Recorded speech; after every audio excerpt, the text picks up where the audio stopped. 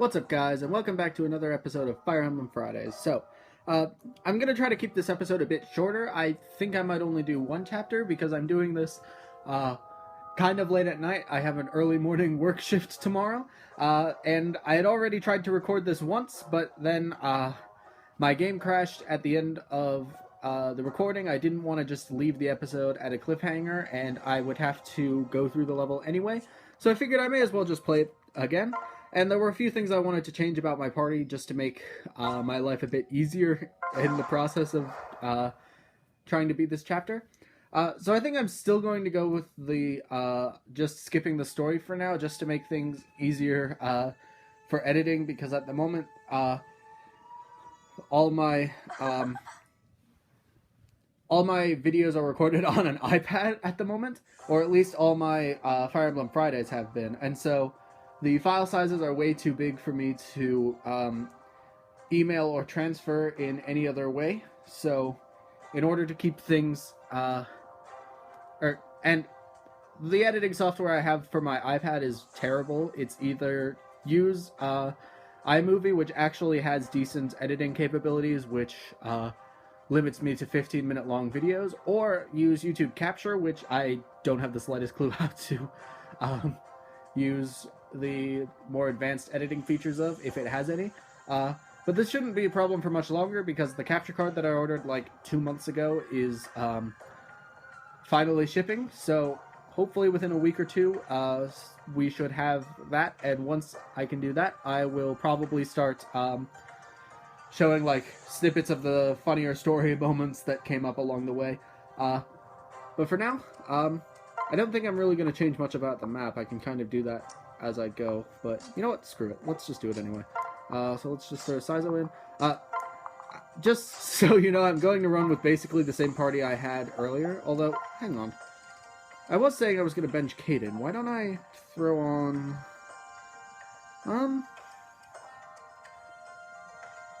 Screw it. You can never have... Oh, wait. I have to actually deselect Kaden first. That's right. Screw it. You can never have enough Nohrian nobles in your life.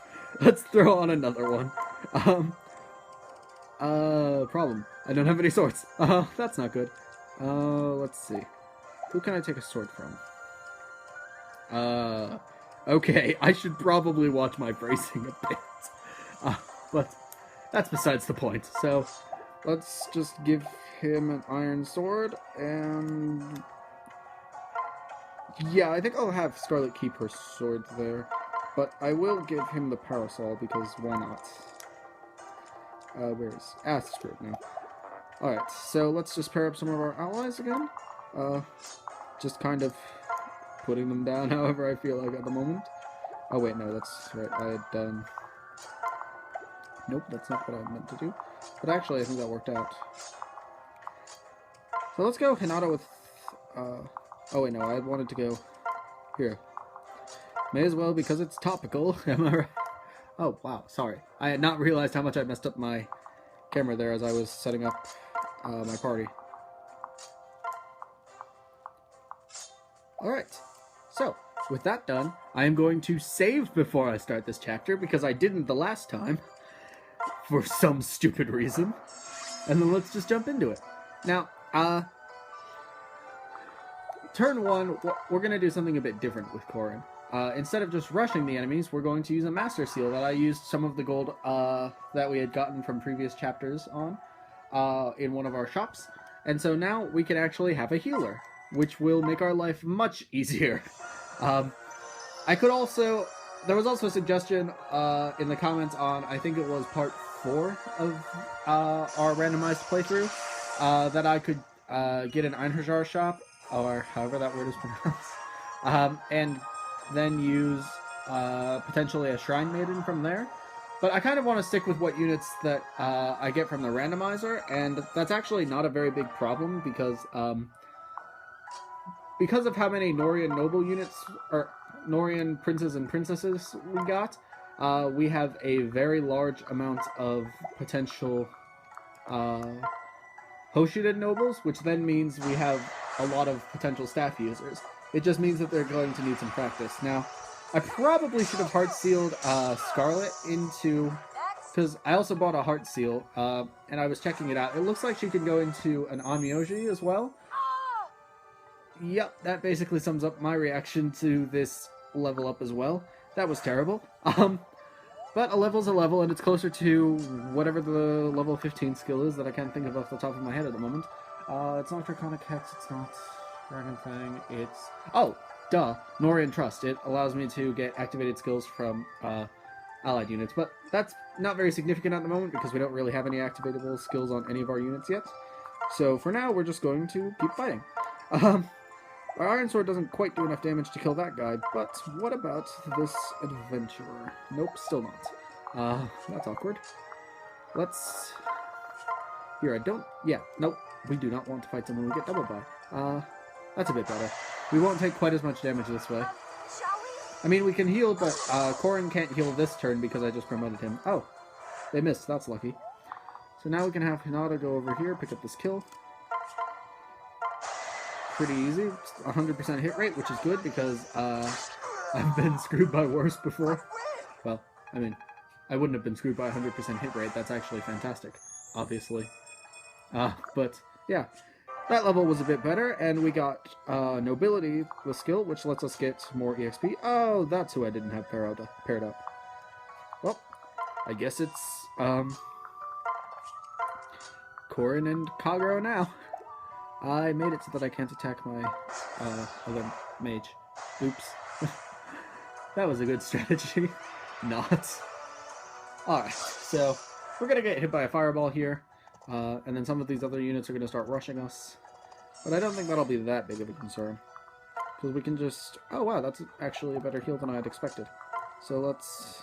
Nope, we can't quite get that kill. I don't want to just give Scarlet all the kills. Even though Scarlet is really good, and I'm kind of going to be counting on her for later in the game, I don't want to give her all the kills because we need a better party. We can't just go into the final boss with 2 units, that would be a bit absurd. Although maybe I'll try that just as like a spoof thing, it's like a... maybe like post-final episode of this randomized playthrough. I don't know. We can work out details for the end of the series once we actually get close to the end of the series. We're still at very early in the game, hence enemies are generally pretty weak right now. We can usually kill them without too much difficulty, as long as we have the correct setup too. So yeah, let's just use our Bloom Vessel to heal up Saizo here, and I should have gone, excuse me, I should have gone the other way, because then I could actually start getting near where the new units I'll get this chapter will spawn. Oh well. I don't think they'll spawn this coming turn, which means I'll be able to reposition. Plus, I think they chase Corrin down anyway, so... Okay, they missed a 66% chance and we hit both our attacks. That's lucky.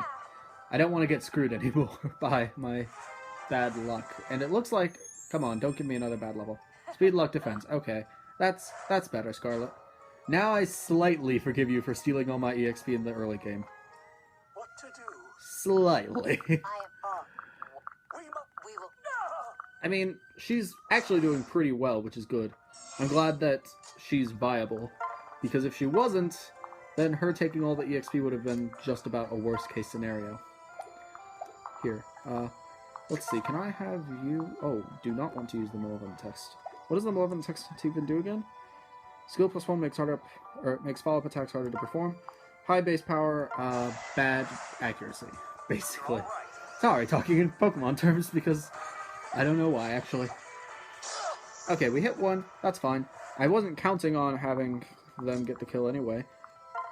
And that actually works, because now Hinata gets enough damage to get this kill. And he gets some EXP in the process. But yeah, basically if we run into a Wormslayer in the late game, we're in a lot of trouble at this rate. Because we got another Nohrian Noble. Oh, and sorry, my reaction to that was kind of bad. It's just, since I had already done this once before, because I have the recording that I'm not going to end up using, I already knew that he was a Nohrian Noble. But what I probably should have done beforehand, but I will now do as soon as Azama gets his... that was actually a decent level. Even-handed is a good skill for him, that's good. But yeah, let's take a look at these two, because we've got Rinkah the ninja, finally a potential lock unit, and then we get Yukimura the Nohrian Prince, because Lady Mikoto definitely wanted that to happen. Hypocrites. But whatever.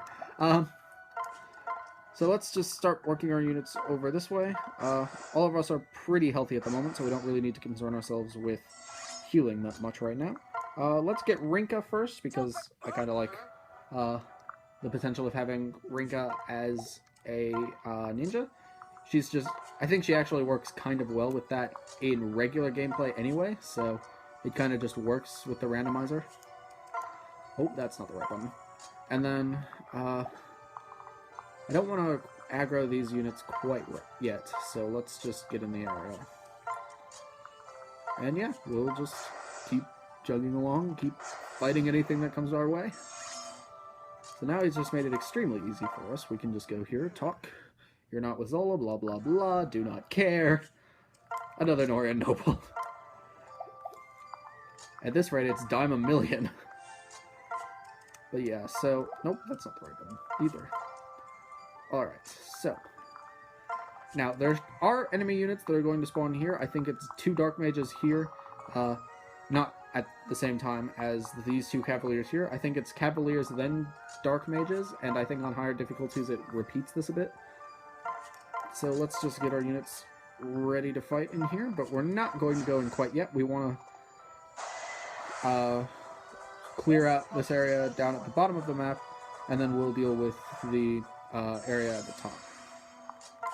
So let's see. Oh, that's right. She has chopsticks, which means she doesn't do any damage. That's not pleasant. However, Kagero doesn't do much damage either, which means we can have Kagero get a bit of EXP. Not much. But then we can have Rinkah get this kill, because we need Rinkah to get a ton of EXP and get lock touched by the time we end this chapter, because that way we'll be able to get both of the chests at the top of this map, instead of just picking one because of the way the provided keys work.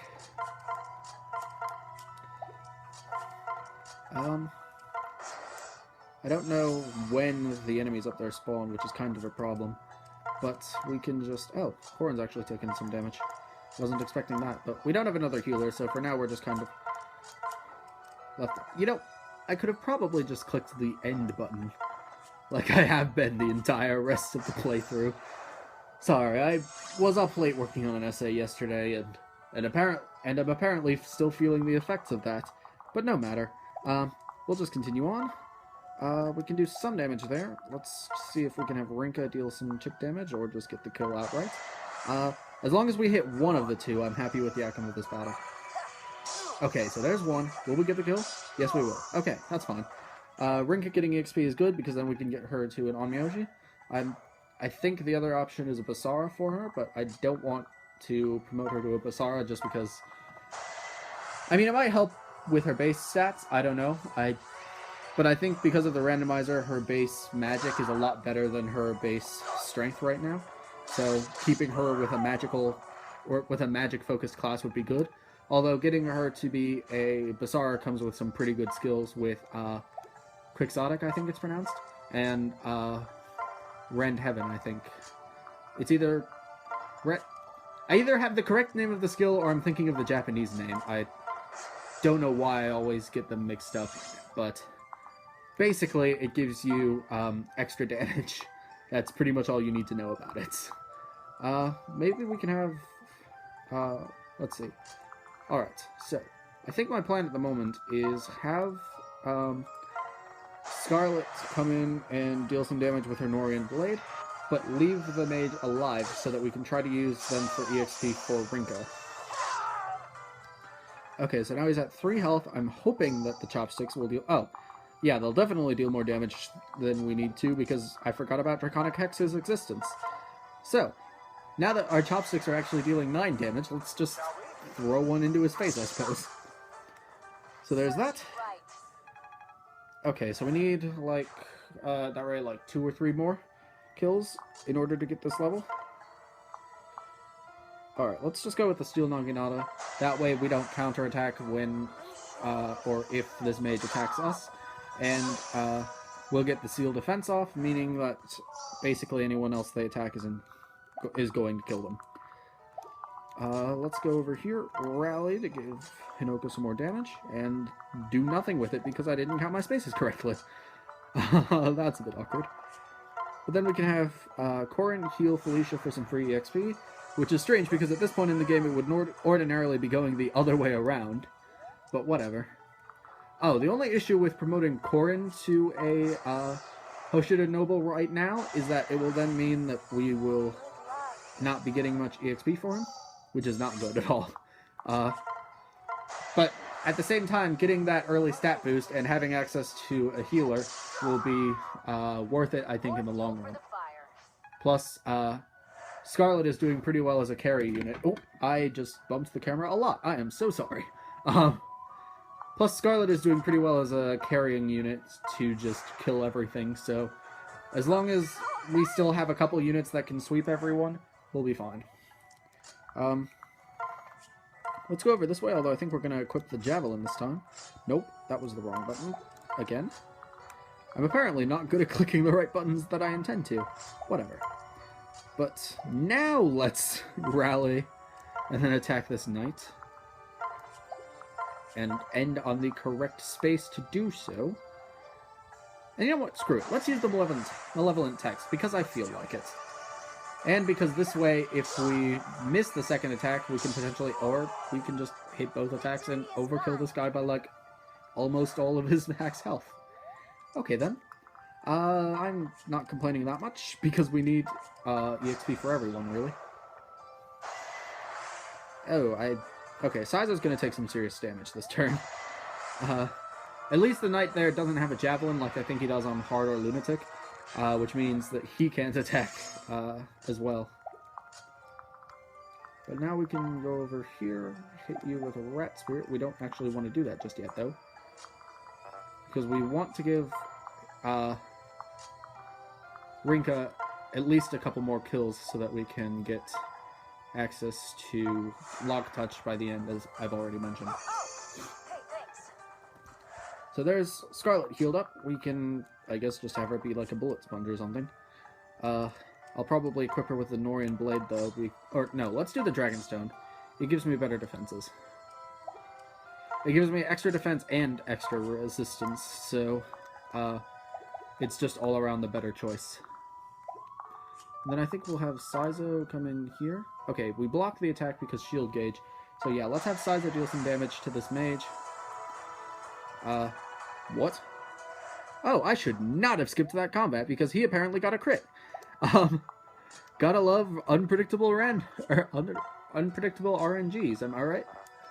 But anyway, sorry, I didn't expect anything special to happen there. You generally can't depend on an 11% crit chance, but I guess this time I got lucky. So, oh wow, another crit. Okay, so, on the one hand, getting lucky with crits is a good thing usually, but on the other hand, I now have to worry about how to get Rinkah the necessary EXP. Because as you probably saw with that combat forecast, 2 damage is not going to cut it for now. I'll do my best. But what I do want to do is kill this knight with the chopstick, because that's hilarious. I mean, seriously.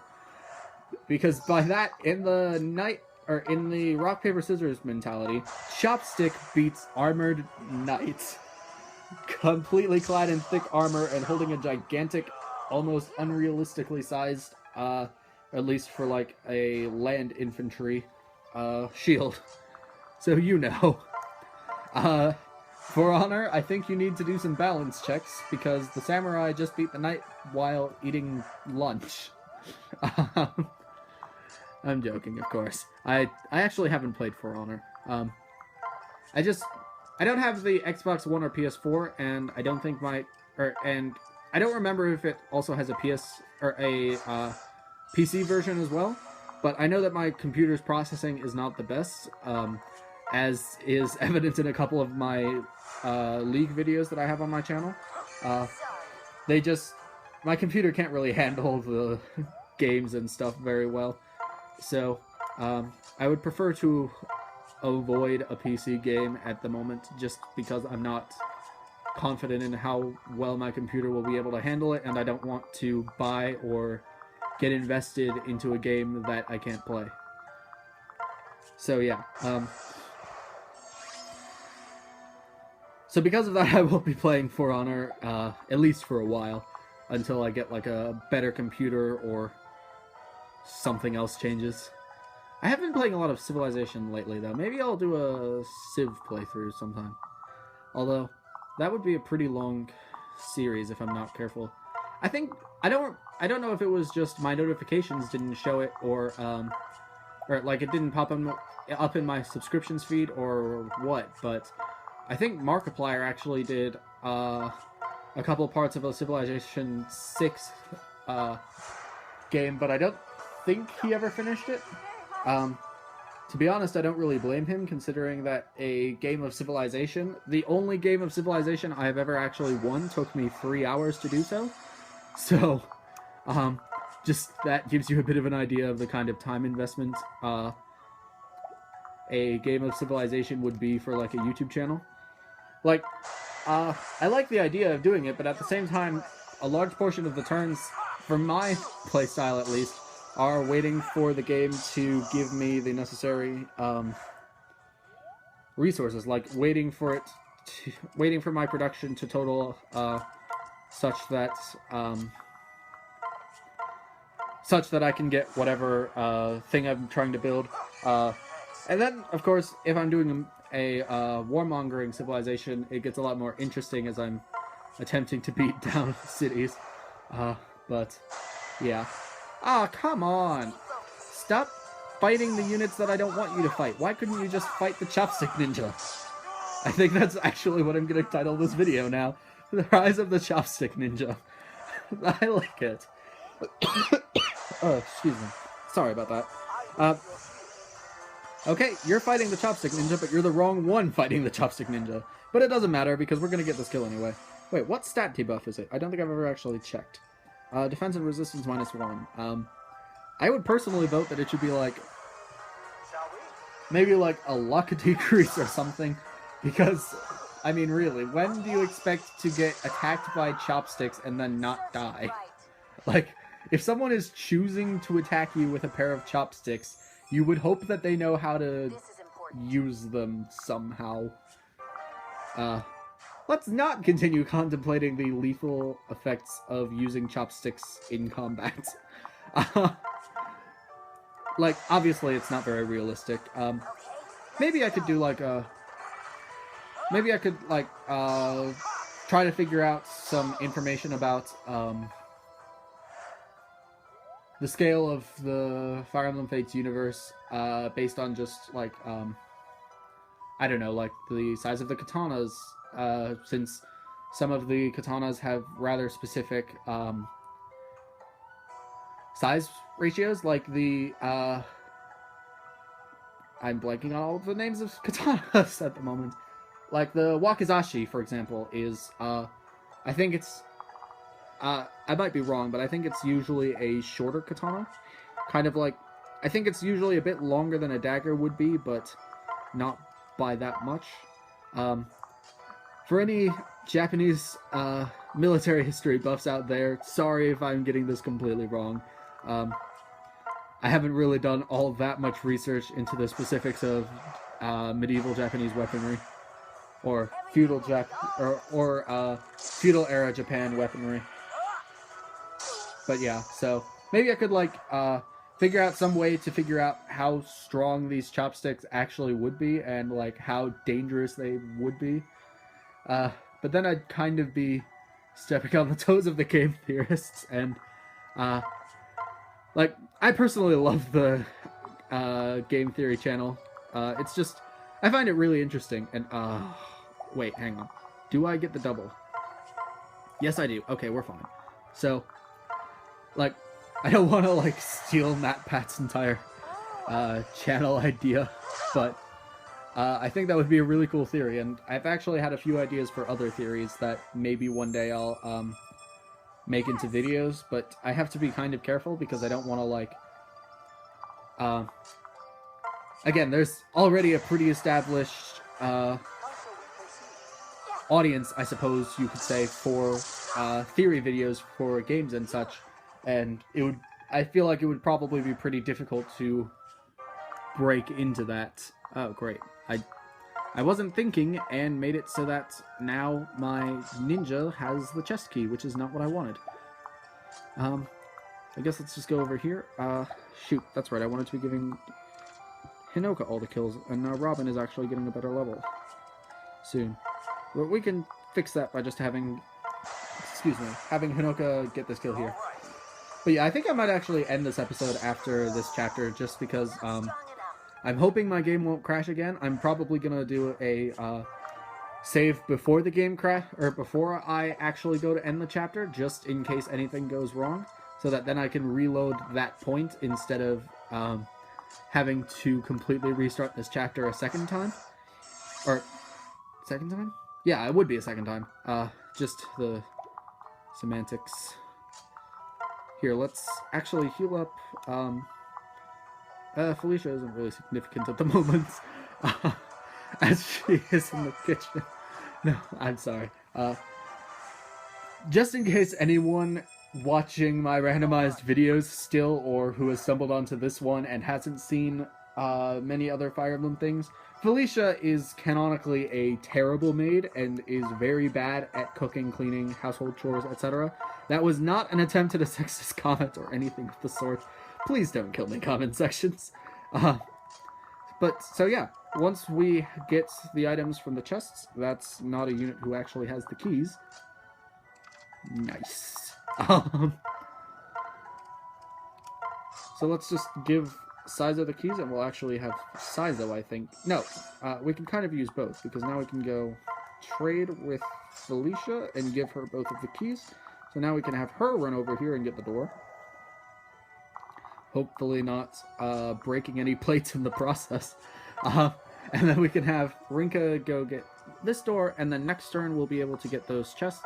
And then I don't care when I end the chapter, specifically, because once I get all the chests, I don't really have a reason to prolong the chapter any further, so I'll just try to kill the boss.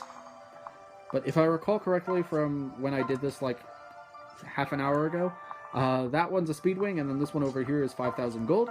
So both of those are pretty good. Speedwing will help us if we get a particularly slow combat unit that we want to use. And so now before I even try to attack the boss, I'm going to save so that nothing goes wrong.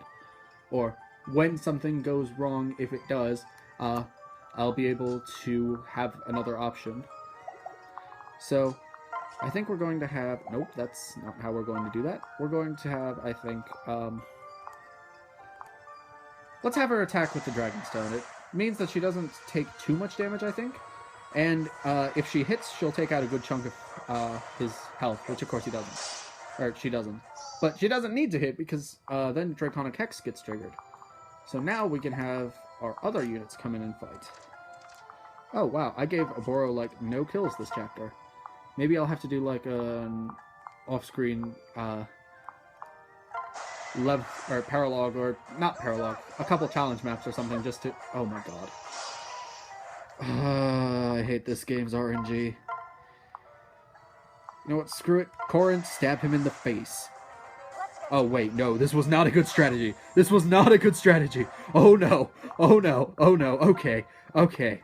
Hinoka, please Hinoka. Okay, so... Wait, actually, did he miss? Oh my god, he missed. We're safe. Okay, so, what I didn't look at there, to explain my momentary breakdown there, what I didn't realize is that, what's his name? Zola would have done half of my remaining health with one attack. So, if he had hit me with his counterattack that combat, I would have lost, or I would have gone down to 10 health, and then I would have had to kill him this turn, otherwise Corin would get killed and I would be forced to restart the chapter. I'm pretty sure you still restart on normal casual. But what we can still do is we can try to give Hinoka the EXP for killing him. We just need to hit one of 2/3 chance. So come on, here we go, RNG. Don't fail me now. Okay, that's one. At least he misses two. Come on, hit, hit, hit, hit, hit. Oh my god, seriously? Like, I get that it's not that big of a statistical unlikelihood, but at the same time, it's incredibly annoying. But the fact that all 3 of those attacks missed, and now I think Oboro's about to die, but I'm pretty sure we're on casual, so... Here, hang on, we'll see in a second. Okay, she's saying she'll retreat, so... that's fine for now. This is why we need more levels. And I think... I almost considered doing like a... almost like you would for a Pokemon Nuzlocke for this, but I'm just not going to do that at all. Partially because I don't want to be limited when my pool of potentially good units is already unknown because of how the randomizer leaves it kind of out of my hands. But also partially because oh, shoot, I probably could have given Kagura that kill. Oh well, I am going to give Silas the kill, though. Not Silas, Saizo the kill. Anyway, but because the randomizer already makes this game unpredictable, oh, of course he crits. So I can get I can get 3 10-ish% chances to crit. But then when it comes down to hitting just once to actually kill the enemy, I don't. Like with Rinkah's attacks. Oh well, at least we give Saizo a lot of EXP, so he's closer to being a lot more viable, and he got some really good growths because he got Aptitude as a randomized skill, which is fantastic. Now, I am hoping that the game doesn't crash again, so I'm actually going to try to skip the scene afterwards entirely, and hopefully everything won't go well. Or, not hopefully everything will go well is what I meant. Obviously I want things to work, as opposed to having my game crash spontaneously. So, let's see what happens. Will it work? Will it work? Will it work? I don't think it's working. Yeah, it would appear it's not working. That's not nice. Alright, well, I think I'm going to have to leave this episode here for now. I will work out a way to fix this one way or another. Basically, I've got a few tricks that I can use to fix things that would otherwise be difficult. Like, I could play through it again without the randomizer off screen and just try to keep everyone at about the same level. Although I think that glitches it so that I might not get the same units, but then I think I'll be able to get stuff back anyway through another method, but so I think that's where I'm going to have to call this video. If you enjoyed it, please be sure to leave a like, comment, let me know what you thought, let me know what other stuff I should try, and if you happen to know what's going on with this, I know this isn't the most recent version of the randomizer, so I'm assuming that the most recent randomizer might have this bug fixed already, but if I were to get the most recent randomizer, I would probably have to run the files through the randomizer again, which would then mean that I would basically have to start my playthrough over because everything that I've shown so far would be replaced by new randomized units. So I'll be back next week, hopefully with this problem fixed and without any substantial loss of our Chopstick Ninja. And I will see you all in the next video. Have a good day.